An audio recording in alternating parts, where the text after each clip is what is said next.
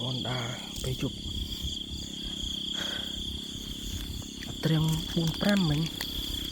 man mối bảo là mang mày thành thế vậy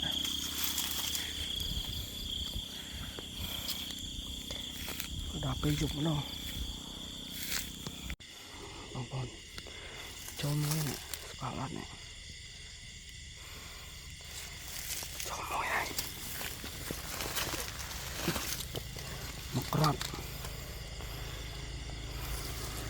crop nào em anh ấy nhung khơi mà ngày muốn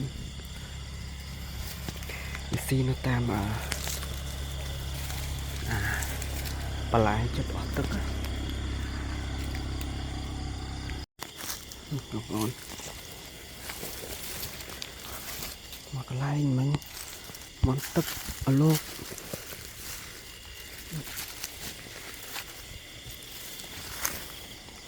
mùi